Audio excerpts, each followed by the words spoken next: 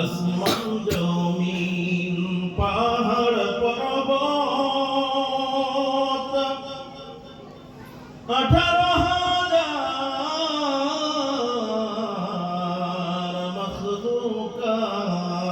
মখলুকাত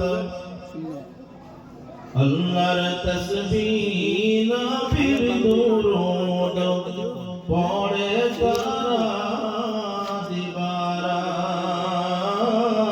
আল্লাহুম্মা সাল্লি আলা সাইয়্যিদিনা মাওলানা মুহাম্মদ ওয়া আলা আলি সাইয়্যিদিনা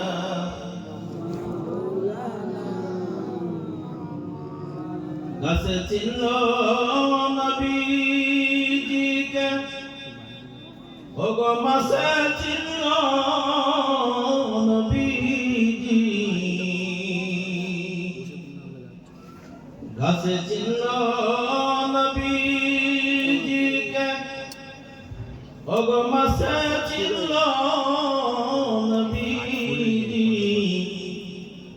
উম্মত হইয়া চিনিলাম না চিনল মক্কার বেদিনী আল্লাহুম্মা সাল্লি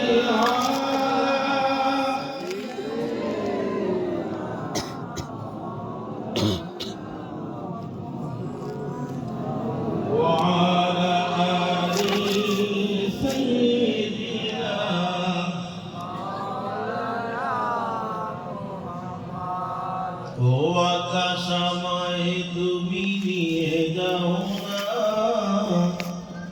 ও বাতাসময় তুমি নিয়ে যাও না যেথায় শুয়ে আছে নূরে মদিনা ও প্রভু আমায় তুমি নিয়ে যাও না ও বাতাসময় তুমি নিয়ে যাও না যেথায় শুয়ে আছে নূরে মদিনা যেথায় শুয়ে আছে নূরে মদিনা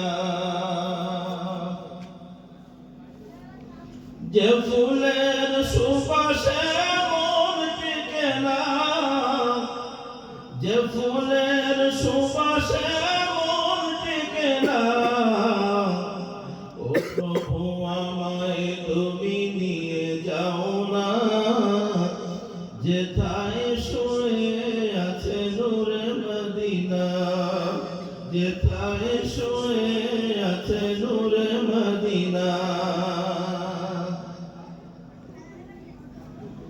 মদিনার মাটি মোর হৃদয় ঘাটি রাসূলের খানে যার পরিপাটি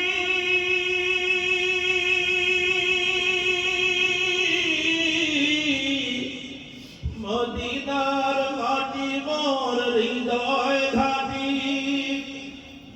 রাসূলের খানে যার পরিপাটি সেই মাটি সুতে মন হয় দিওয়ানা সেই মাটি সুতে মন হয় দিওয়ানা ও প্রভু আমায় তুমি নিয়ে যাও না যেথায় শুয়ে আছে নূরে মদিনা যেথায় শুয়ে আছে নূরে মদিনা লা ইলাহা ইল্লাল্লাহ জোরে লা ইলাহা ইল্লাল্লাহ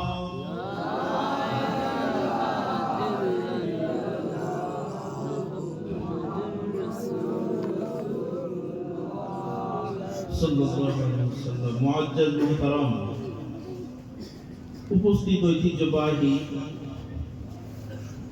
ঘুনি মাদের পাড়া স্কুল মাঠ নিউ টাউনে অনুষ্ঠিত ঘুনি নাইট ব্রাদার্স অ্যাথলেটিক ক্লাব কর্তৃক আয়োজিত এলাকার সর্বস্তরের মানুষের সার্বিক সহযোগিতায় আজকের এই বার্ষিক মিলাদুন নবী ও ইসালে সাফ ও দোয়া মজলিসে সম্মানিত সভাপতি, আমন্ত্রিত অতিথিবৃন্দ, আমন্ত্রিত ওলামায়ে কেরাম, উপস্থিত আছেন মুসলিম জাতির গর্বিত সন্তান, জানা অজানা আর অন্যান্য ওলামায়ে হযরত, বয়োজ্যেষ্ঠ বয়োকনিষ্ঠ জ্ঞানী গুণী সুধীজন ভাই ও বাবাজিরা, পর্দানিশিনী অবলা সহ ওলামা ও বোনেরা, আলোচনার প্রারম্ভে আপনাদের কাছ থেকে আন্তরিক দোয়া পাওয়ার জন্য আরেকবার ভক্তিপূর্ণ মোবারকবাদ জানাই। আসসালামু আলাইকুম ওয়া রাহমাতুল্লাহি ওয়া বারাকাতুহু। আল্লাহ তাবারক ওয়া তাআলা দরবারে শুকরিয়া আদায় করছি যে মহান আল্লাহ রাব্বুল আলামিন আপনাকে আমাকে এই মুহূর্তে, যে সময় এলাকার অসংখ্য মানুষ মুসলিম দুনিয়াবি বিভিন্ন কাজে ব্যস্ত আছে, অনেকেই বাজার ঘাটে ঘোরাফেরা করছে, অনেকেই রাতে আরাম করছে, ঘুমিয়ে পড়েছে, ঠিক সেই সময় আপনার আমার মতো কিছু মানুষকে রাতের আরামের ঘুমকে উপেক্ষা করে, দুনিয়াবি সকল ফিতনা ফাসাদকে উপেক্ষা করে হেন সন্ধিক্ষণে এই জান্নাতি পরিবেশে আসার বসার সুযোগ দানে ধন্য করেছেন সুস্থ শরীরে। সেই মহান রবের দরবারে শুকরিয়া আদায় করছি। একটু জোরে আওয়াজ দিয়ে বলছি আলহামদুলিল্লাহ। আর একটু জোরে বলা যাবে না?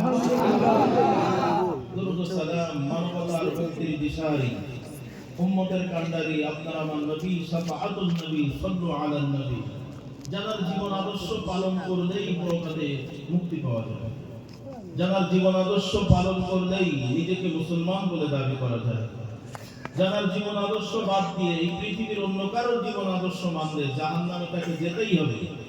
যার জীবন আদর্শ জানার জন্য মানার নিয়তে আজকের এই দোয়া, আজকের এই তাফসীর, আজকের এই জিকির, আজকের এই মজলিসের আয়োজন করা হয়েছে, তিনি হলেন আপনার আমার নবী জনাবে মুহাম্মদুর রাসূলুল্লাহ সাল্লাল্লাহু আলাইহি ওয়াসাল্লাম।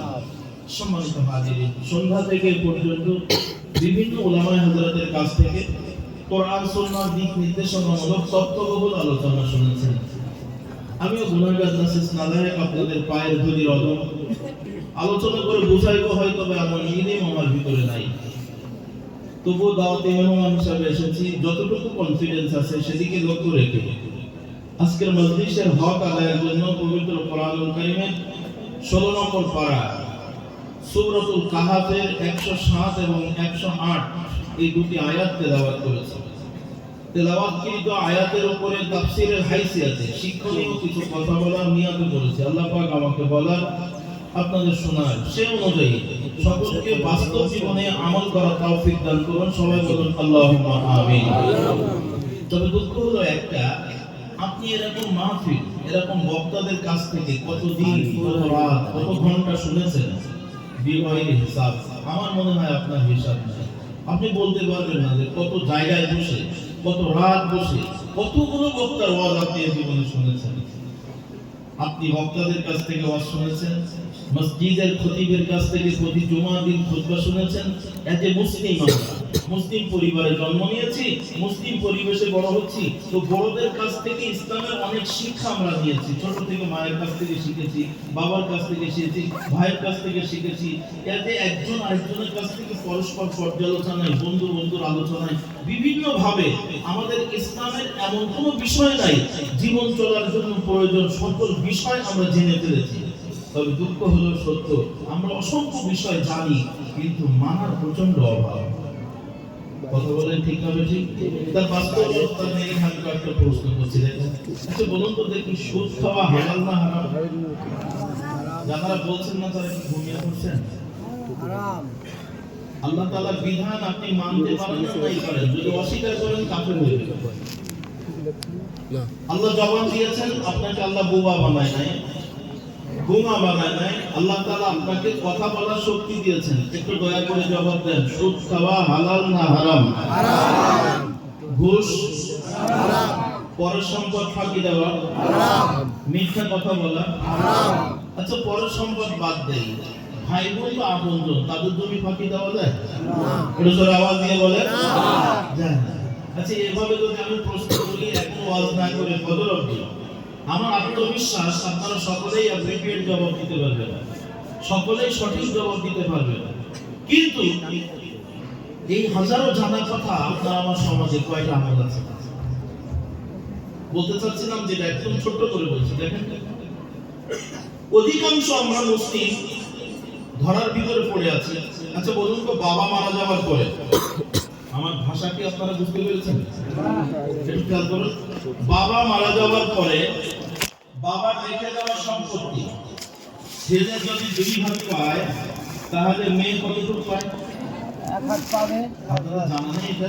1 হাত পাবে। জোরে আওয়াজ দিয়ে বলেন। 1 হাত। তাহলে ভাইয়ের অর্ধেক বোন পায়। কথা আওয়াজ দিয়ে বলেন, ঠিক না বেঠিক? আচ্ছা, এখানে যত মানুষ আছেন সবাই উত্তর দিলেন। এই প্রশ্নের উত্তর আপনাদের জানা আছে। এটা আল্লাহর বিধান, কোরআনের বিধান, ফারায়েদের সূত্র। আচ্ছা, আপনার কোন মাদ্রাসায় এটা শিখেছেন? কোন মাদ্রাসাতে শিখেছেন? এটা মুসলিম পরিবারে জন্ম নিয়েছেন, আর ছেলে হওয়ার পরে জন্ম যখনই নিয়েছেন, কথা বলা শিখেছেন তো আমার বোনের ডবল আমি পাবো। কি কথা বলতে বলেন, ঠিক না বেঠিক? আচ্ছা, আলহামদুলিল্লাহ শিখেছেন তো ভালোই করেছেন। তো আপনার বাবা মারা যাওয়ার পরে বোনের রেখে দেওয়া বাবার রেখে দেওয়া সম্পত্তি আপনি 2 হাত যা পাবেন সেটা নিয়ে বোনকে 1 হাত দিয়েছেন তো? অবশ্যই।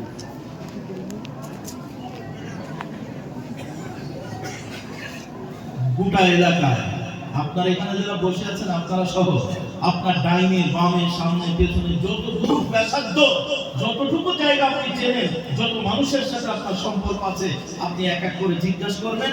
শতকরা 99.99% লোক বোনের জমি ফাঁকি দিয়ে খায়। আপনারা হয়তো বা কেউ কেউ রাগ করতে পারেন, কিন্তু আর রাগ করবো না। অজ্ঞতা টিকা লাগে, তবে আধুনিক চিকিৎসা বিজ্ঞান বলছেন টিকা ওষুধে কাজ হয় বেশি। তাহলে আপনারা সবাই জানেন, আমরা সবাই জানি, আমরা মানি না। এখানে আজকের মাহফিলে যত মা বোনেরা আছে, যদি আপনি মা বোনদের কাছে এক এক করে জিজ্ঞাসা করেন, বোন আপনার বাবা মারা যাওয়ার পরে, মা আপনার বাবা মারা যাওয়ার পরে আপনার বাবা রেখে যাওয়া সম্পত্তি বুঝ পেয়েছেন তো? না, মোটেও না। বরঞ্চ বিভিন্ন জায়গায় দাগে দাগে জমি পাবে। এই সূত্রে ভাই বোনকে বলেছে কোন দাগে পাবি, যা কাগজপত্র নিয়ে। আচ্ছা, বোনকে কাগজ চেনে? ছোটবেলায় বোনের বিয়ে হয়ে গেছে এখানে মুর্শিদাবাদে। বোন এখন বাবা মারা যাওয়ার পরে এখন 60 বছর 70 বছর বয়স। বোন এসে বলছে, ভাই আমার ছেলেটা বিদেশ যাবে, আমার ছেলেটা খুব অসুস্থ, আমি খুব অসুস্থ, চিকিৎসা করতে পারছি না, বাবা রেখে দেওয়া সম্পর্কে আমার যেটা প্রাপ্য আছে এটা দাও। আপনি আমি ভাই এত বড় জান্নাতের মানুষ, আমরা শেষ পর্যন্ত সিটিং বাতি করে রাস্তার ধারে দামি জমি তো দেই না। বাজারের পরে জমি থাকলে তো প্রশ্নই আসে না।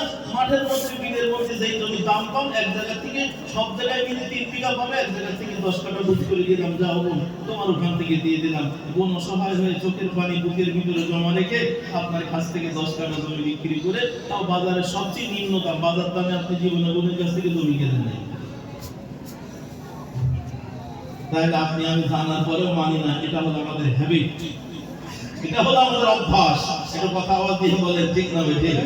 কষ্ট পাচ্ছেন আপনারা আমার কথা শুনে? আমি তো শুরুই করি নাই, আমি শুধু কাজ দিচ্ছি এইমাত্র যে আমরা জানি অনেক, কিন্তু আমরা মানতে পারিনি। তবে আজকের মজলিসে আমরা মানার নিয়াতে বসেছি। যদি মানতে পারি, আল্লাহ তাবারক ওয়া তাআলা আপনাদের আমাদের সকলের জীবনের গুনাহ মাফ করে দিবেন। কথা আওয়াজ দিয়ে বলেন, ঠিক না বেঠিক? জি, আল্লাহ তাআলা জীবনের গুনাহ মাফ করার জন্য রেডি হয়ে বসে আছেন। আপনারা আমার জন্য জান্নাত রেডি করে রেখে দিয়েছেন। আজকে মজলিসে আমরা যারা আছি, আচ্ছা ভাই আপনার এখানে যত মানুষ আছেন, মৃত্যু আপনাকে আমাকে যে কোনো সময় আঘাত করবে, যে কোনো সময় এই পৃথিবী থেকে আপনি আমি চলে যাব। আচ্ছা, মরার পরে আপনাকে আমাকে এই পৃথিবী থেকে চলে যেতেই হবে মৃত্যু নামের ছোট্ট একটা যানবাহনে চড়ে। এই মৃত্যু নামের ছোট্ট যানবাহনে চড়ে যখন পরকালে ঢুকবেন, পরকালে ঢোকার জন্য 2টা রাস্তা আল্লাহ তাআলা বানিয়ে রেখেছেন। আল্লাহ তাবারক ওয়া তাআলা কোরআনুল কারীমের ভিতরে বলেন, ফারিকুম ফিল জান্নাতি ওয়া ফারিকুম ফিস সাঈর।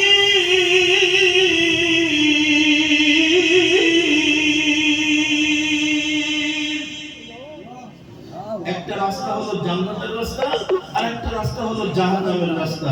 এখানে যত মানুষ আছেন, আপনি আমি মৃত্যুর পরে 2 রাস্তার যে কোনো একটা রাস্তা দিয়ে ঢুকবো, তৃতীয় কোনো রাস্তা আবিষ্কার করার সুযোগ নাই। কারণ মানুষের মৃত্যুর সাথে সাথে তার বাক শক্তি হরণ হয়ে যাবে। আল্লাহ তাআলা জান্নাত আর জাহান্নাম 2টা জায়গা রেডি করে রেখেছেন। আপনাদের কাছে ওয়াজ শুরু করার আগে আমি যে আয়াত পড়েছি, এই আয়াতের তাফসীর বুঝতে হলে আপনাকে এই কথার উত্তর দিতে হবে। বলুন তো, মৃত্যুর পরে আপনারা সকলেই জান্নাত চান না নাকি জাহান্নাম চান? নীরবতা সম্মতির লক্ষণ, চুপ থাকবেন না। দয়া করে জোরে আওয়াজ দিয়ে জবান খুলে বলেন, জান্নাত চান না জাহান্নাম চান? আচ্ছা, কারা কারা জাহান্নাম চান একটু হাত উঁচু করেন তো। আপনারা ঠিক আছে না? কারো কারো হাত উঠে যাচ্ছে, আমরা হুজুরি বানাই শোনা বোঝার আগে ট্যাক্স করে ফেলছি না। আমরা সবাই অ্যাক্টিভ আছি আলহামদুলিল্লাহ, আপনারা সবাই সচেতন মানুষ, আল্লাহ কবুল করুন। আমরা কেউ জাহান্নাম চাই না, সকলেই একটা জায়গা চাই। জবান খুলে আওয়াজ দিয়ে বলেন, জায়গাটার নাম জান্নাত। কারা কারা জান্নাত চান এখন একটু আল্লাহকে দেখাই দেন, আল্লাহু আকবার। একটু জোরে আওয়াজ দিতে হবে, নারে তাকবীর। দুই হাত সোজা করে দেন, হাতের আঙুলগুলো ফাঁকা করে দেন। এক হাত আর এক হাতের ভিতরে দিয়ে এরকম হালকা নাড়া দেন তো। জি, জান্নাতের ফুল বাগানের দৃশ্য। জি, আমরা সবাই উপভোগ করছি জান্নাতের ফুল বাগানের দৃশ্য। সবাই করে আওয়াজ দিয়ে বলেন, নারে তাকবীর। কোরআনের আলো, ঘরে ঘরে আলো, আল হাদিসের আলো, ঘরে ঘরে আলো। কোরআন সুন্নাহ যেখানে, আমরা আছি সেখানে। সুদ ঘুষ যেখানে, আমরা নেই সেখানে। মদ জুয়া যেখানে, আমরা নেই সেখানে। জিনাবে বিচার যেখানে, আমরা নেই সেখানে। আজকের মাহফিল, আমরা আছি এখানে। নারে তাকবীর। আল্লাহ আমাদের সকলকে জান্নাতি মানুষ হিসেবে কবুল করুন।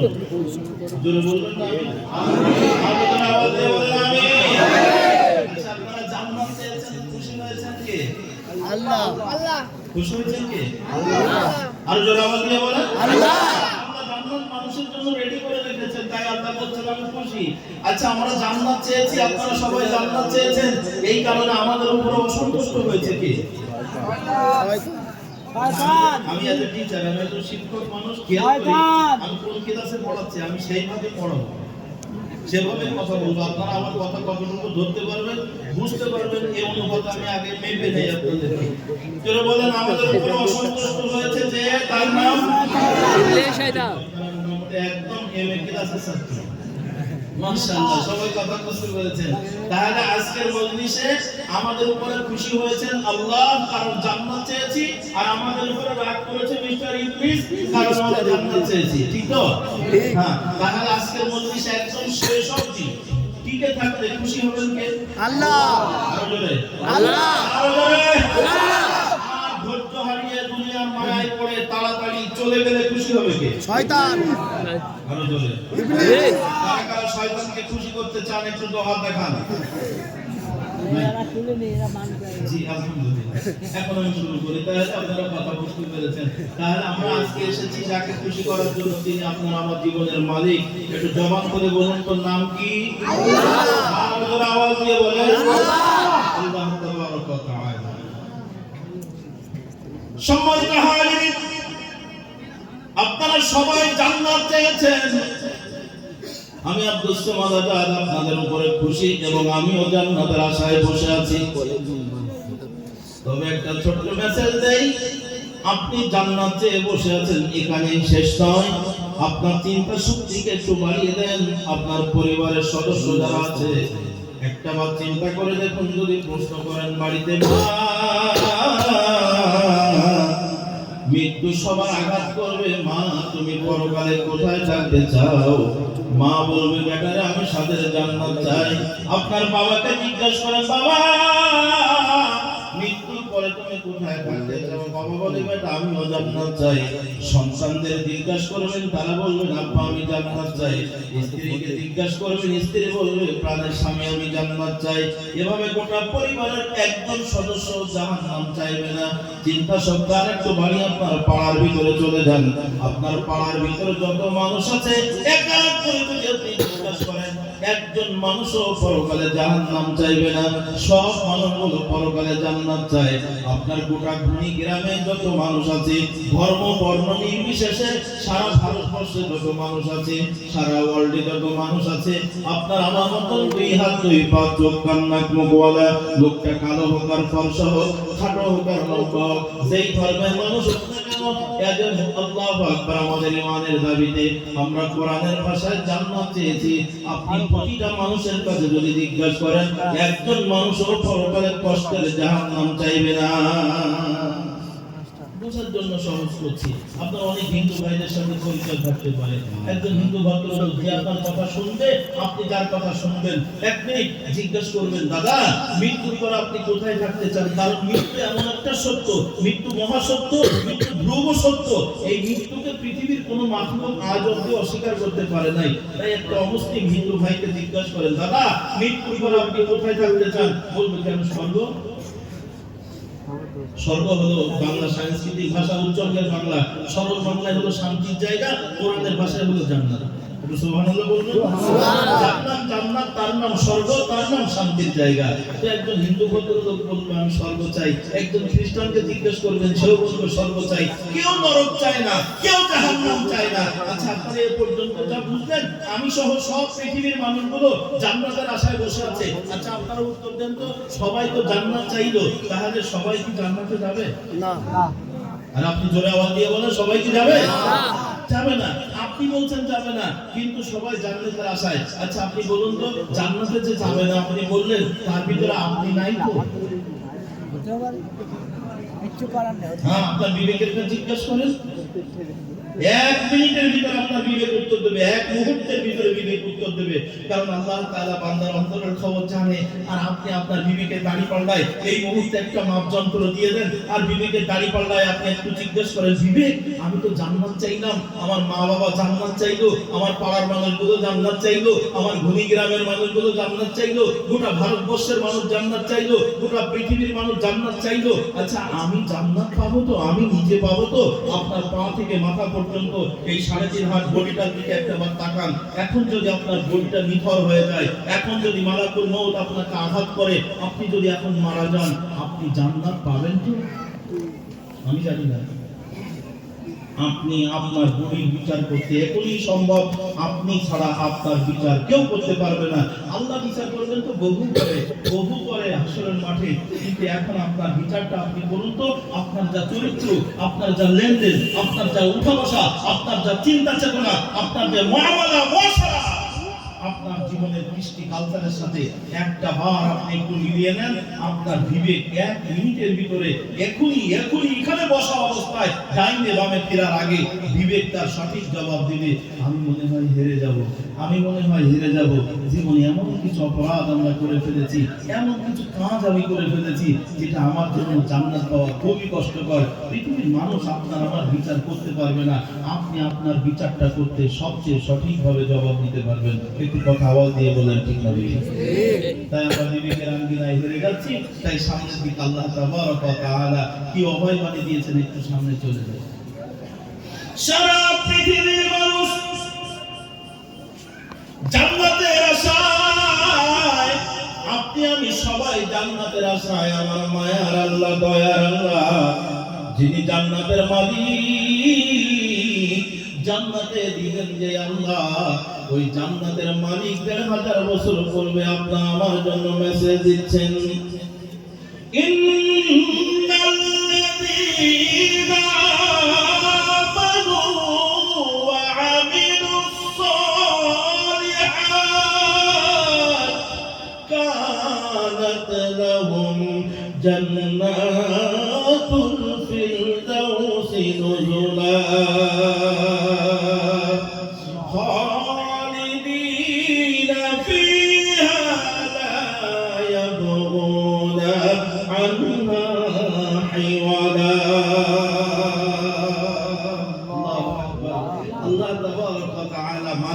ব্যবহার করেছেন অতীতকাল। আল্লাহ বলেছেন কানাত লাহুম জান্নাতুল ফিরদাউসি নুজুলা। হে দুনিয়ার মানুষ, তোমরা সবাই তো জান্নাত চেয়েছো, কিন্তু আমি আল্লাহ তাআলা জান্নাত রেডি করে রেখেছি শুধুমাত্র তাদের জন্য। আমি আল্লাহ তাআলা তাদের জন্য জান্নাত রেডি করে রেখেছি। হে বলি, কোরআনের মজলিসে যারা বসে জান্নাত চেয়েছো, সবার জন্য একই নসিহত, তোমাদের সকল জান্নাত চাওয়াওয়ালা, সকল জান্নাতের আশাবাদী মানুষের ভিতরে কেবলমাত্র শুধুমাত্র আমি আল্লাহ তাদের জন্য জান্নাত প্রস্তুত করে রেখেছি, রেডি করে রেখেছি, যাদের ভিতরে দুটি গুণ থাকবে। একটু জোরে আওয়াজ দিয়ে বলুন কটা গুণ? আরো জোরে আওয়াজ দিয়ে বলেন কটা গুণ? দুটো গুণ। আল্লাহ তাবারক ওয়া তাআলা বলছেন এই দুটি গুণ যাদের ভিতরে থাকবে আমি আল্লাহ শুধুমাত্র তাদের জন্যই জান্নাত রেডি করে রেখেছি। এই দুইটা গুণ যাদের নাই তাদের জন্য জান্নাত রেডি নাই, প্রস্তুত নাই, তাদের জন্য জান্নাত বরাদ্দ নাই। দুটো গুণ কি? আল্লাহ বলছেন ইন্নাল্লাযীনা আমানু, এক নম্বর নিশ্চয় যারা ঈমান এনেছে। এক নম্বরে কি আনতে হবে? ঈমান। একটু জোরে আওয়াজ দিয়ে বলেন ঈমান। এক নম্বরে ঈমান আনতে হবে। এরপর আমার আল্লাহ বলছেন ওয়ামিলুস সালিহাত, ঈমান আনার পরে, ঈমানকে ধরে রাখার পরে, ঈমানের উপরে টিকে থাকার পরে ওয়ামিলুস সালিহাত, এরপরে ভালো কাজ করবে, নেকির কাজ করবে, নামাজ পড়বে, রোজা রাখবে, হজ করবে, যাকাত দিবে, দান সদকা করবে, যত ভালো কাজ আছে সেগুলোকে বলা হয় আমলে সালেহ। এই আমলে সালেহ যারা করবে, ঈমানটা ধরে রাখার পরে আমার আল্লাহ বলছেন কানাত লাহুম জান্নাতুল ফিরদাউসি নুজুলা, আমি আল্লাহ জান্নাতুল ফিরদাউস তাদের জন্যই রেডি করে রেখেছি। সুবহানাল্লাহ বলেন। জান্নাতের স্তর হলো 8টা। যারা আওয়াজ দিয়ে বলেন জান্নাতের স্তর কয়টা? 8টা। এই 8টার ভিতরে সর্বোৎকৃষ্ট জান্নাত, সবচেয়ে আপগ্রেড জান্নাত, সবচেয়ে দামি জান্নাত, 8টার ভিতরে সবচেয়ে সেরা জান্নাত, যেই জান্নাতটা জান্নাতুল ফিরদাউস। সুবহানাল্লাহ বলেন। সুবহান। 8টার ভিতরে সবচেয়ে গ্রেট জান্নাতুল ফিরদাউস। এই জান্নাতুল ফিরদাউস তাদের জন্য রেডি করা যাদের ভিতরে দুটো গুণ আছে। জান্নাতুল ফিরদাউসের বাসিন্দা হলে কি হবে শুনেন ভাই, আপনার এলাকায় এমন কিছু ঘর আছে যেই ঘরের ভিতরে আপনি ইচ্ছা করলেও যেতে পারবেন না। যেমন ক্যান্টনমেন্টের ভিতরে আপনি ইচ্ছা করলে যেতে পারবেন, কিছু এরিয়া আছে আমরা ইচ্ছা করলে ঢুকতে পারবো না। কথা বলতে বলতে ঠিক না বেটি? ক্যান্টনমেন্টের ভিতরে ঢুকতে পারবো না, কারণ ওখানে সংরক্ষিত জায়গা। কিন্তু কোন আর্মি অফিসার ক্যান্টনমেন্টের লোক যদি মনে করে আপনার বাড়িতে ঢুকবে, তাহলে কি আপনার কাছ থেকে পারমিশন নেওয়া লাগবে? আরে কথা বলতে বললেন না।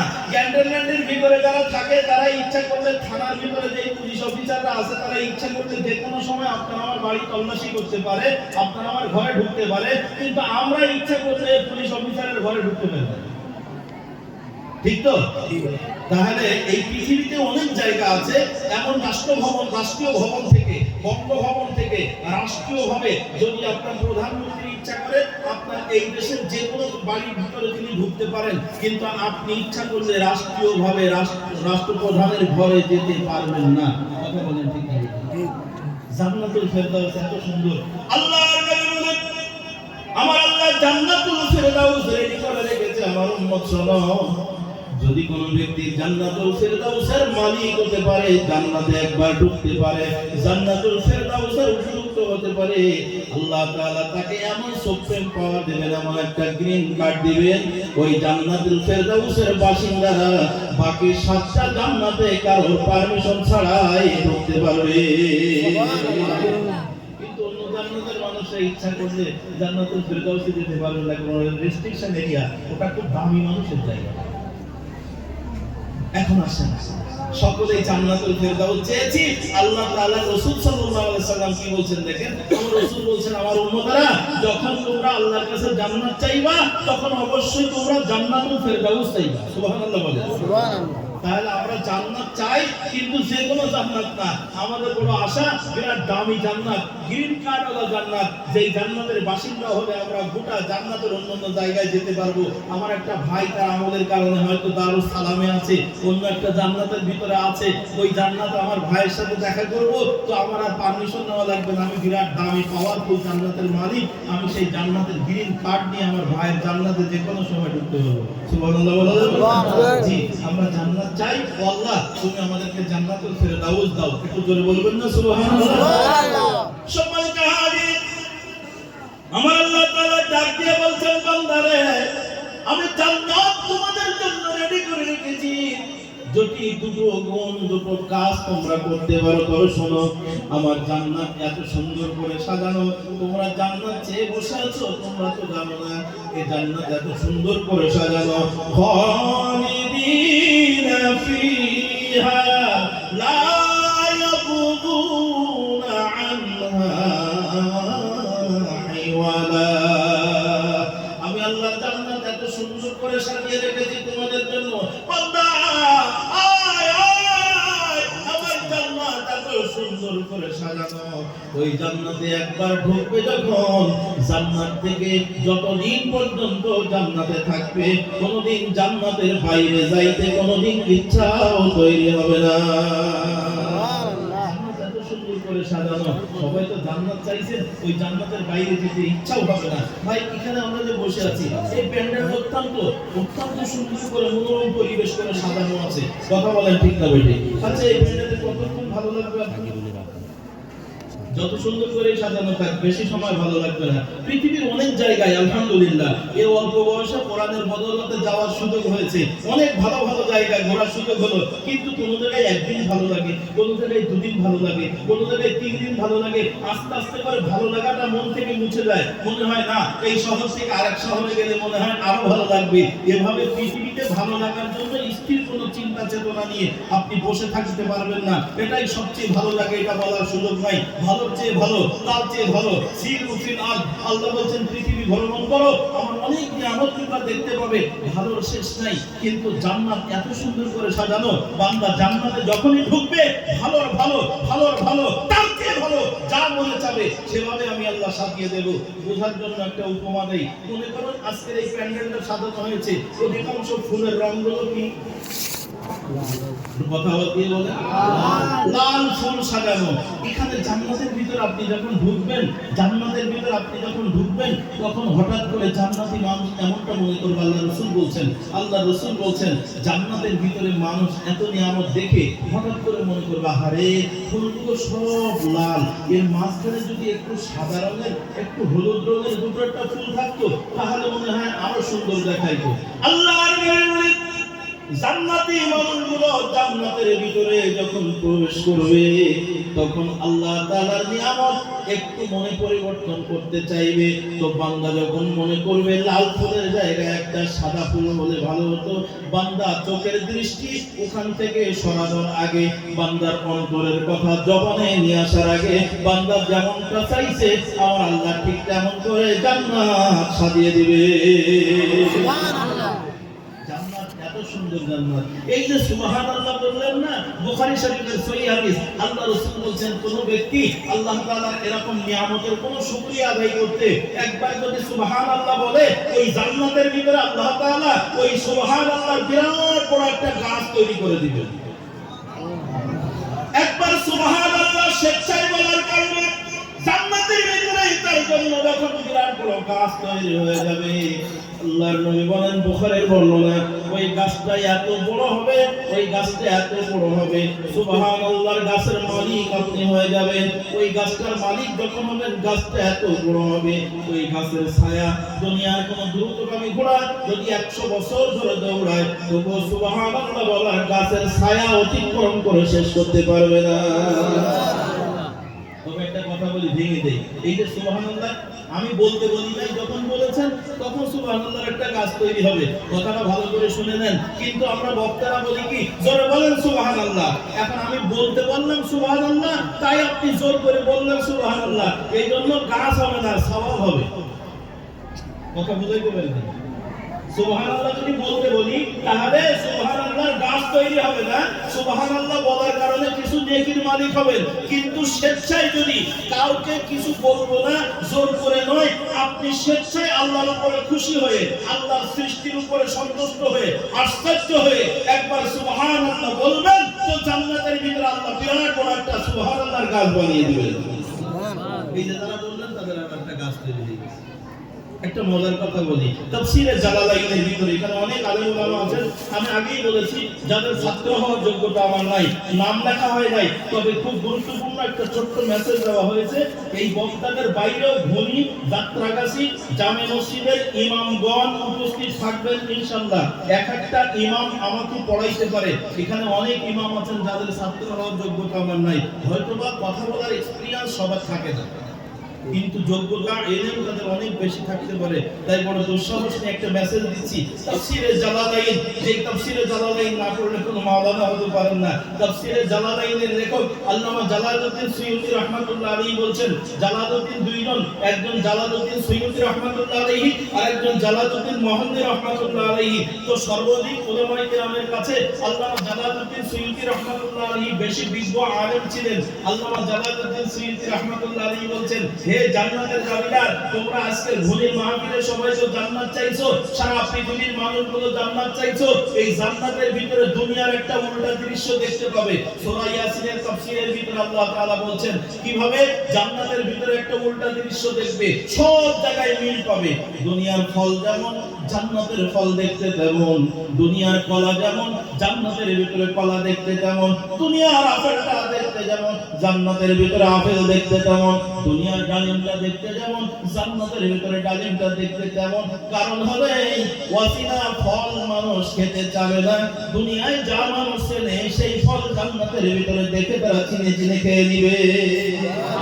আপনি যদি আফ্রিকার জঙ্গলে যান অসংখ্য ভালো ভালো ফল পাবেন, কিন্তু আপনি না চিনার কারণে ওটা খাবেন না, মনে করবেন ওটা খেতে যদি পাগল হয়ে যায়। কি কথা বলে ঠিক না বেঠিক?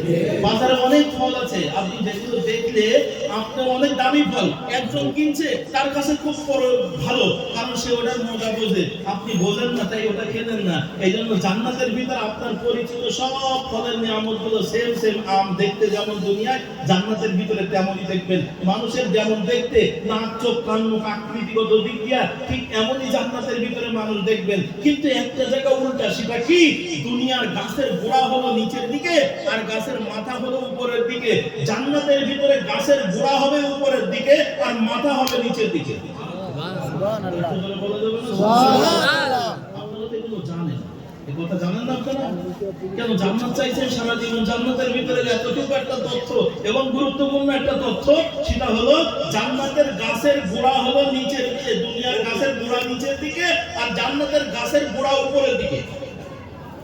এই যে ফুলগুলো ঝুলছে না, এই যে জান্নাতের একটা ছোট্ট নমুনা দেখা যাচ্ছে, গোড়াগুলো উপরের দিকে, মাথাগুলো নিচের দিকে। কেন কেন কেন? দুনিয়ায় যে গাছের ফল বেশি, ওই গাছের ডাল আস্তে আস্তে জমিনের দিকে নুয়ে পড়ে। কথা দিয়ে বলেন ঠিক না বেঠিক? গাছের নিচ দিয়ে যাওয়া কষ্ট হয়ে যায়, আবার খুঁটি দিয়ে গাছটা সোজা করে রাখতে হয়। জান্নাতের ভিতরে কোনো গাছ ফল ছাড়া থাকবে না, খাড়া খাড়া থাকবে না। দুনিয়ার কিছু আম গাছ আছে, এক বছর আম হলে আর এক বছর হয় না। একই বাগানের কলা, কোন গাছে কলা হয়, কোন গাছে কলা হয় না, কোন গাছে ফল কম, কোন গাছে ফল বেশি। জান্নাতের ভিতরে কোন গাছ কষ্ট পাবে না, মনোরম দৃশ্য করে সাজানো থাকবে। আর এই নিয়ামতপূর্ণ ফল দ্বারা গাছের ডাল যখন জমিনে পড়বে, নিচের দিকে চলে পড়বে, জান্নাতি মানুষের চলতে কষ্ট হবে, জান্নাতি মানুষের বড় সমস্যা হয়ে যাবে। শুধু তাই না, জান্নাতের গাছের গোড়া উপরের দিকে কেন বোঝার জন্য ছোট্ট একটা মেসেজ দিই। আপনাদের সব ধরনের ফল আপনারা গাছ আপনারা চেনেন না, তবে একটা বিষয় আপনাদের চেনা আছে, একটা বিষয় আপনাদের জানা আছে, সেটা হলো সবার বাড়িতে প্রায় পাওয়া যাবে, যার নাম আম গাছ। আচ্ছা, আম গাছ চেনেন তো? বুঝাইতে সহজ হবে। ফার্সি শব্দের অর্থ হলো কোনো ঢেকে রাখা জিনিসটাকে খুলে দেওয়া, শুধু চিৎকার দেওয়া না। দুটো আয়াত এখান থেকে পড়লাম, দুটো আয়াত ওখান থেকে পড়লাম, এখানে এক বিষয় ওখানে আরেক বিষয়, এটা তাফসীরের হাইসিয়াত না। আওয়াজ শোনা যায়, ওয়াজ শোনা যায়, কিন্তু তাফসীরের হাইসিয়াত বোঝা যায় না। আমি বোঝার জন্য সহজ করে নিয়ে চলে যাচ্ছি। আচ্ছা, আম গাছে যখন আম পাকে, সবাই একটু খেয়াল করেন, বলেন তো উপরের ডালের আম আগে পাকে না নিচের ডালের আম আগে পাকে? কেউ কোনো কথা বলছে না, বুঝলো? খেয়াল করে পায় আর পায়।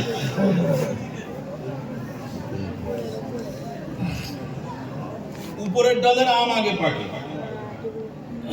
চাটা অন্য কেউ খেলে আরেকটা খান। জি,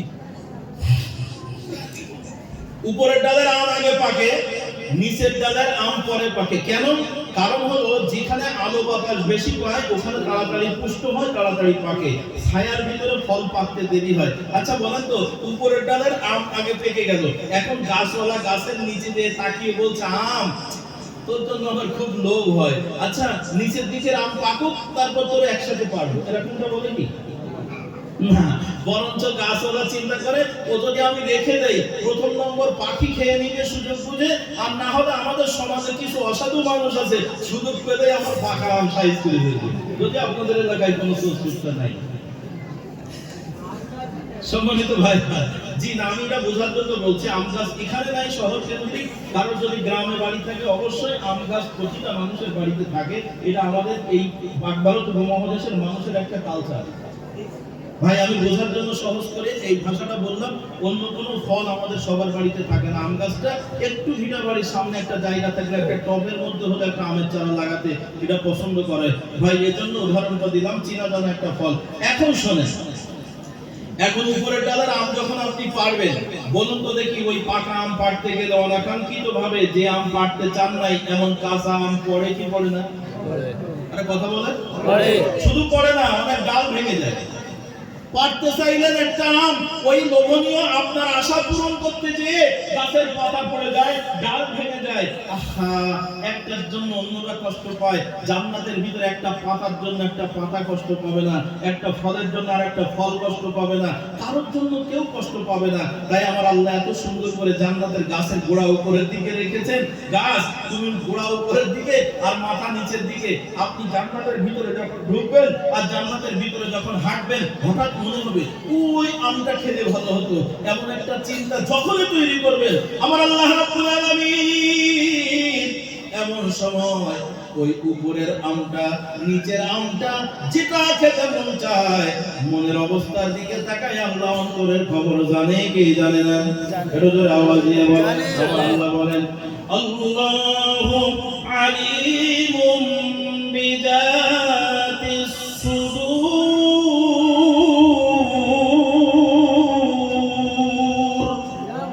আল্লাহ বলেন, বান্দা আমি তোমার অন্তরের খবর জানি। অন্তরের ভিতরে যেটা উদয় হয় ওটা জবানে আসার আগে আমি আল্লাহ তাআলার আরশ আজিমে পৌঁছে যায়। সুবহানাল্লাহ। সুবহানাল্লাহ। তবে আটলান্টিক মহাসাগরের অতল তলদেশে ছোট্ট একটা শৈবাল পোকা খোদার যাতনায় পাথরের কণা ধরে কান্নাকাটি করে। পৃথিবীর কোনো প্রাণী ওই কান্নার আওয়াজ শুনতে না পেলেও সব আল্লাহ রাব্বুল আলামিনের আরশ আজিম পর্যন্ত তা পৌঁছে যায়। বান্দা আমি আল্লাহ খালিদিনা ফিহা লা ইয়াবগুনা আনহা হিওয়ালা। জান্নাত এত সুন্দর করে সাজিয়েছি, ওই জান্নাতে ঢুকলে বাইরে যাইতে তোমার মন চাইবে না। বান্দা আমি গাছের গোড়া উপরের দিকে রেখেছি জান্নাতের ভিতরে, আর গাছের মাথা নিচের দিকে ঝুলিয়ে রেখেছি। বান্দা তুমি যখন যেই ফলটা খাইতে চাইবে, সঙ্গে সঙ্গে যেই ফুলটা তুমি চাইবে, ওই গাছের ফুলটা গাছের ফলটা আমি আল্লাহ তাআলা তার বুটাটা রাবারের মতন লম্বা করে বান্দা তোমার নাকে ডগায় পৌঁছায় দেব। একটা পাতা কষ্ট পাবে না। শুধু এই যে সুবহানাল্লাহ বললেন, আবার আপনাদের জন্য গাছ তৈরি হয়ে গেল জান্নাতের মধ্যে। আচ্ছা, একটা গাছ যদি 100 বছর দৌড়ানোর ছায়া দেয়, আচ্ছা আমরা ক্যালকুলেটরে হিসাব করে পারবো না 100 বছর দৌড়াইলে কত বড় হয়, কত দরকার নেই। আচ্ছা ছোট একটা হিসাব, 100 হাত একটা গাছের ছায়া, কথা কি বোঝা যায়? 100 হাত একটা গাছের ছায়া। আচ্ছা বলেন তো দেখি, গাছের ছায়া যদি 100 হাত হয়, তাহলে গাছের গুড়িটা একটু মোটা হয় না? সে তো 2-4 হাত জায়গা দখল করে রেখেছে। তাহলে 100 হাতের ভিতরে 4 হাত জায়গা গাছের গোড়া দখল করে রাখে, তাহলে 100 হাতের ভিতরে আপনি 96 হাত 96 হাত ছায়া ভোগ করতে পারবেন, বাকিটা তো গাছের গোড়া দখল করে রাখছে। জান্নাতের ভিতরে গাছের গোড়া উপরের দিকে, বান্দা আয় রে আয়, আমি এত সুন্দর করে জান্নাত সাজিয়ে রেখেছি, গাছ তার নিজের ছায়া ধরে রাখবে না, 100% ছায়া তুমি উপভোগ করবে। আমি জান্নাত তোমার জন্য এত সুন্দর করে সাজিয়েছি। সুবহানাল্লাহ। গাছের গোড়া উপরের দিকে আর ছায়া নিচের দিকে, তো 100 হাত ছায়া 100 হাতে তুমি দৌড়াইতে পারবে। এখানে না ওখানে, ওখানে না ওখানে, কোনো জায়গায় বাধা নাই, কারণ গোড়া নিচের দিকে নাই, গোড়া উপরের দিকে। 100% গাছের ছায়াও তুমি ভোগ করবে। অন্তরের ভিতরে বিন্দু পরিমাণ কোনো সংশয়, কোনো কষ্টও হবে না। আমি আল্লাহ বলছি, কানাত লাহুল জান্নাতুল ফিরদাউসি নুজুলা, আমি সেই ধরনের জান্নাত তোমাদের জন্য রেডি করেছি। আয় বান্দা আয়, আমার জান্নাতে অংশগ্রহণ করে নে। তো আমরা সবাই জান্নাত চেয়েছি, আলহামদুলিল্লাহ। ওই লোভনীয় জান্নাত আমাদের জন্য অপেক্ষামান। শর্ত হলো আমার আল্লাহ জান্নাত পাওয়ার জন্য দিয়েছেন দুটি। একটু জোরে আওয়াজ দিয়ে বলেন কয়টি? দুটি আয়াত। আমি শুধুমাত্র আপনাদের কাছে অনুবাদ করেছিলাম। এখন সেই মূল বিষয়টা, এই লোভনীয় জান্নাতের গল্প বলে শেষ করলাম। আসে এই গল্প শেষ করতে গেলেও শেষ করা যাবে না।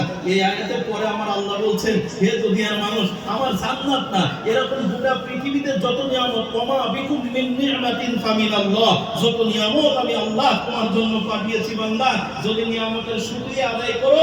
আল্লাহ তাআলা বলছেন, قل لو كان البحر مدادا لكلمات ربي لنفد البحر قبل أن تنفذ كلمات ربي ولأوذي بمثله مددا الله أكبر الله رب العالمين বলেন আমার গোটা নিয়ামতের কুদরতটা নিয়ামতের শুকরিয়া বান্দা যদি তুমি লিখতে শুরু করো তোমার গোটা জীবন ভর যদি তুমি লিখতে শুরু করো পৃথিবীতে যত গাছ পাঠিয়েছি গাছগুলোকে ডেকে ডেকে কলম বানিয়ে নাও পৃথিবীর যত পানি পাঠিয়েছি পানিগুলো যদি তুমি খালি বানিয়ে নাও গাছ রূপের কলমগুলো লিখতে লিখতে ক্ষয়ে শেষ হয়ে যাবে পানি রূপের কালিগুলো সব লিখতে লিখতে শেষ হয়ে যাবে আমি আল্লাহ তাআলার একটা নিয়ামত লিখে তুমি শেষ করতে পারবে না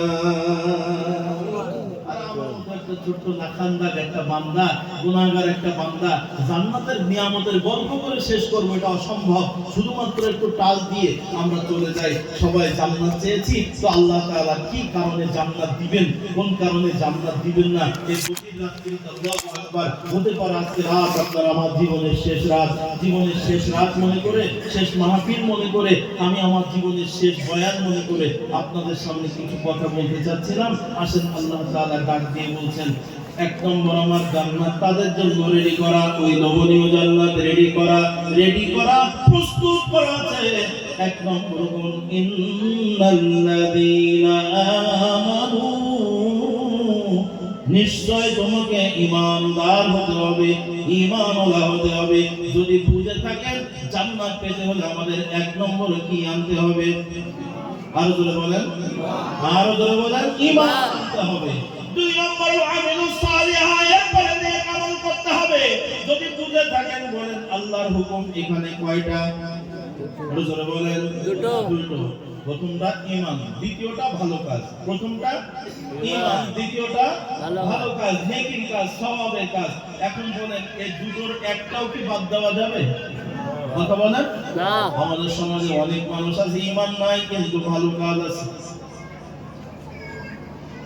অনেক মানুষ আছে অসংখ্য মানুষ আছে ঈমান নাই কিন্তু নামাজ পড়ে অনেক মানুষ আছে ঈমান নাই রোজা রাখে অনেক মানুষ আছে ঈমান নাই যাকাত দেয় অনেক মানুষ আছে ঈমান নাই মাথায় টুপি আছে অনেক মানুষ আছে ঈমান নাই মুখে দাড়ি আছে অনেক মানুষ আছে ঈমান নাই তারপরও হজ করে অনেক মানুষ আছে অনেক ভালো কাজ করে কিন্তু কখন যেন ঈমানটা ছুটে গেছে লোকটা কাফেরের তালিকায় নামটা লিখে ফেলেছে নিজেরও খবর নাই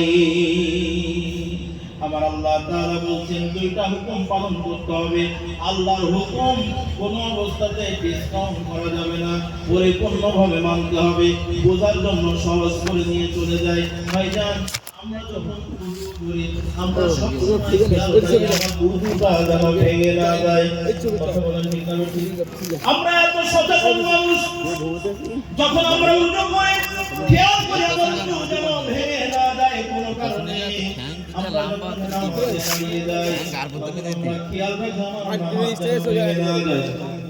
কতদিন মসজিদে দেখলাম নামাজ পড়ছি হঠাৎ কিছু ছেলে মেয়েরা মসজিদের ভিতরে ছোট ছোট বাচ্চারা খেলাধুলা করছে তারা চিৎকার দিচ্ছে অনাকাঙ্ক্ষিত ভাবে আমি কোনোদিন একটা বার বললাম না হে বাচ্চা চুপ করো আমি নামাজ পড়তেছি বলি না কেন আমি জানি আমার নামাজ ভেঙে যাবে বাচ্চা তুমি যতই দুষ্টুমি করো আমি আমার নামাজ ভাঙতে রাজি না আমরা যখন রমজান মাসে রোজা রাখি খেয়াল রাখি আমার রোজা যেন কোনো অবস্থাতে ভেঙে না যায় আমরা সচেতন মুসলমান লম্বা করতে চাচ্ছি না তাহলে ওযু যেন ভেঙে না যায় খেয়াল রাখি রোজা যেন ভেঙে না যায় খেয়াল রাখি নামাজ যেন ভেঙে না যায় খেয়াল রাখি কিন্তু আমরা একবার খেয়াল রাখলাম না আমরা জন্মসূত্রে মুসলমান হয়েছি কবে কালিমা পড়েছি ঈমান এনেছি কিন্তু কখন যেন আমাদের ঈমানটা ভেঙে গেছে এটা আমাদের অধিকাংশ মানুষের খবর নাই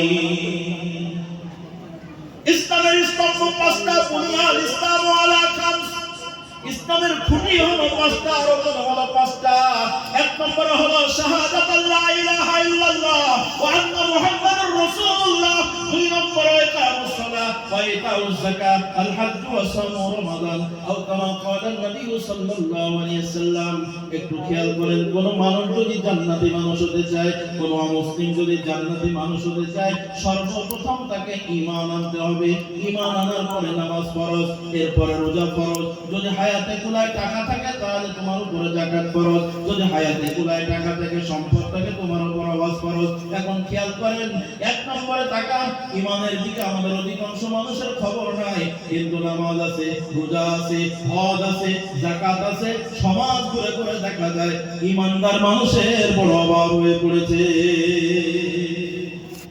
আল্লাহর নবী বলেন এমন একটা জামানা আসবে আমার উম্মত সাবধান সাবধান সকালবেলা মানুষের ঈমান থাকবে সন্ধ্যা হওয়ার আগে মানুষ কাফের হয়ে যাবে ঈমান হারা হয়ে যাবে সাবধান আমার উম্মত ঈমান এমন একটা গুরুত্বপূর্ণ বিষয় এমন একটা সেনসিটিভ বিষয় হাতের কয়লা আল্লাহু আকবার কাঠে আগুন জ্বালিয়ে দিলে কাঠ যখন জ্বলন্ত কাঠ যখন দাও দাও করে জ্বলে ওই কাঠের আগুনের কয়লা হাতে রাখতে যেমন মানুষ পারে না হাত পুড়ে যায় সঙ্গে সঙ্গে আগুন ফেলে দেয় ঈমান এমন কঠিন জিনিস হয়ে যাবে এমন একটা জামানা আসবে ওই হাতের কাঠের কয়লা রাখা যত কঠিন তার চেয়ে ঈমান ধরে রাখা অধিক কঠিন হয়ে যাবে মুসলিম শরীফের হাদিস আল্লাহর নবী বলেন আমার উম্মত সাবধান জান্নাতে যাওয়ার জন্য এক নম্বর শর্ত তোমাকে ঈমান থাকতে হবে কিন্তু এমন একটা কঠিন জামানা আসবে মসজিদগুলো অত্যন্ত সুন্দর হবে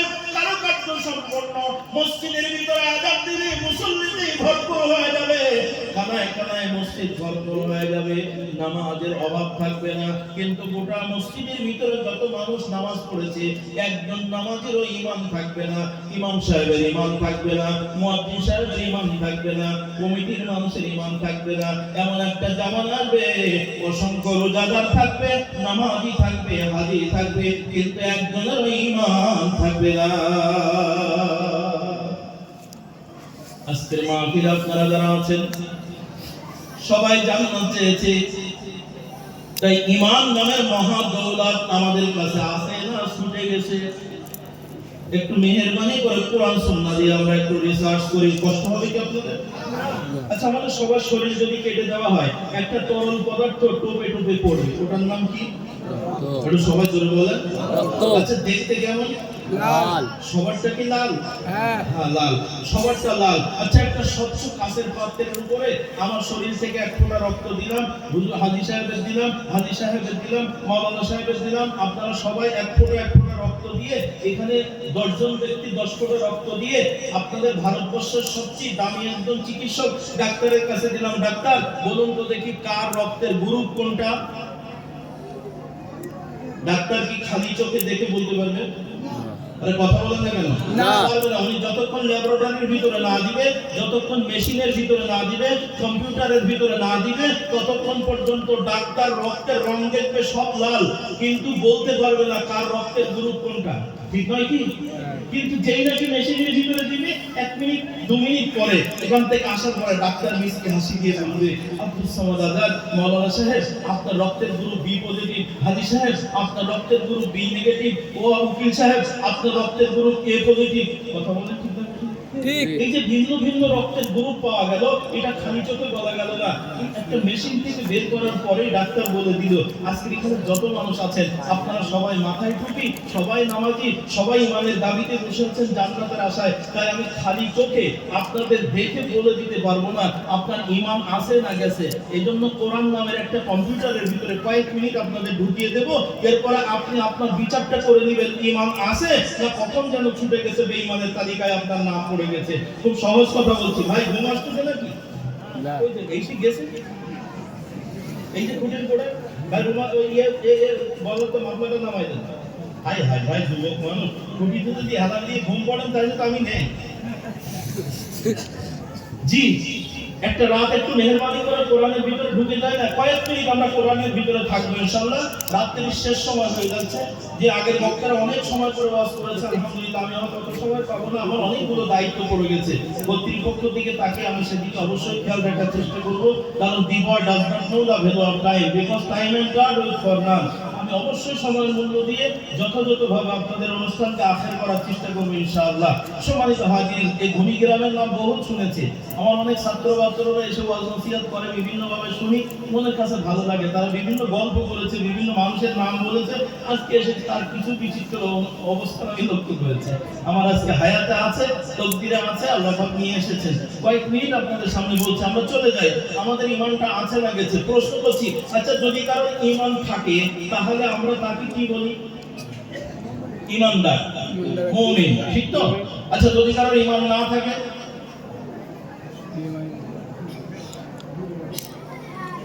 আরে বলেন না রে ভাই, বেঈমান। এই বেঈমান শব্দটা কিন্তু বাংলা না, আরবি না, এটা একটা উর্দু কথা। উর্দু ভাষায় যার ঈমান নাই তাকে বেঈমান বলা হয়। তা আমরা সেই বাংলা ভাষার ভিতরে বেঈমান শব্দটা রেখে দিয়েছি। এটা খুব পাতলা কথা, এ দিয়ে কলিজায় আঘাত আসে না, এ দিয়ে বুঝ তৈরি হয় না। আল্লাহ কি বলেছেন? যার ঈমান আছে লোকটা মুমিন তথা ঈমানদার, যার ঈমান নাই তার নাম টাটকা কাফের। কোরআনের ভাষায় যার ঈমান নাই তার নাম কি? কাফের। একটু জোরে আওয়াজ দিয়ে বলেন কাফের। এখন আমি যদি আপনাকে কাফের বলি তাহলে তো আমার বাড়ি যাওয়া হবে না। এই জন্য আমি আপনাকে কাফের বলবো না। আর আল্লাহ রাসূল নিষেধ করেছেন কোন ব্যক্তিকে ডাইরেক্ট বলবে না তুমি কাফের, বলবে এই কর্ম যাদের আছে সে কাফের। তাই আমি সুন্নত তরিকায় আপনাদের কাছে একটু টাল দেব, যদি কষ্ট হয় একটু সংশোধন করে নেবেন। আমিও চাই সংশোধন হতে, আপনিও চান সংশোধন হতে, কারণ হতে পারে রাত শেষ রাত। বলতেছিলাম, কবি বলেছেন আজ আছি তো কালকে নাই, নিঃশ্বাসের কোনো বিশ্বাস নাই। আজ আছে তো কালকে নাই, নিঃশ্বাসের কোনো বিশ্বাস নাই। দমে দমে দম ফুরাইল, সেদিকে কারো ভাবনা নাই, নিঃশ্বাসের কোনো বিশ্বাস নাই। হবে যখন সমর জারি, বন্ধ হবে দুনিয়াদারি। হবে যখন সমর জারি, বন্ধ হবে দুনিয়াদারি। থাকবে না কেউ সঙ্গী সাথী, থাকবে না কেউ সঙ্গী সাথী, যেতে হবে একলাই। আজ আছি তো কালকে নাই, নিঃশ্বাসের কোনো বিশ্বাস নাই। ভাইজান, জীবনের শেষ রাত মনে করে আপনাদের দুই পায়ে হাত রেখে, দুই হাত ধরে অনুরোধ করে সামনের দিকে চলে যাই। আমরা এমন একজন ঈমানদার, কখন যেন আমাদের ঈমান ছুটে গেছে, আমাদের নামটা বেঈমান কাফেরের তালিকায় আছে, কারোর কোনো খবর নাই। মাথায় টুপি আছে, ঈমান নাই। গায়ে লম্বা জামা, ঈমান নাই। নামাজ পড়ছে, হয়তো বেঈমানের তালিকায় নাম। বুঝার জন্য সহজ করে নিয়ে চলে যাই। আল্লাহ তাবারক ওয়া তাআলা বলেন, ইয়া আইয়ুহাল্লাযীনা আমানু উদখুলু ফিস-সিলমি কাফা। ও ঈমানদাররা, তোমরা পরিপূর্ণভাবে কোরআন সুন্নাহর ভিতরে প্রবেশ করো। আংশিক মানার কোনো হুকুম নাই, আংশিক মানার কোনো সুযোগ নাই। আল্লাহর হুকুমের ভিতরে কোনো ডিসকাউন্ট নাই। আল্লাহ বলছেন দুইটি কাজ করবে, কানাত লাহুম জান্নাতুল ফিরদাউসি নুজুলা। আমি জান্নাতুল ফিরদাউস তাদের জন্য রেডি করে রেখেছি। দুইটার একটা বাদ দিবেন, আর একটার কোনো দাম পাবেন না, মূল্যায়ন পাবেন না। এটাকে বোঝার জন্য একটা মেসেজ দেই। আমি হুজুর কথা বলেছিলাম, আপনাদের হাজারো জানা কথার ভিতরে কিছু সত্য জিনিস লুকায়িত আছে। মনে করে মুক্তার বানার মতো তো উপহার দেওয়ার চেষ্টা করি। আচ্ছা বলুন তো দেখে, উজুর ফরজ কটা? আপনাদের কিন্তু এটা জানি সবাই বলেন, বলেন বলেন উজুর ফরজ কটা? আচ্ছা কি কি আমি জিজ্ঞাসা করবো না আপনাদের কাছে, পারবেন না অনেকে, এটা আমি জানি। জি, উজুর ফরজ 4টা। আচ্ছা 4টার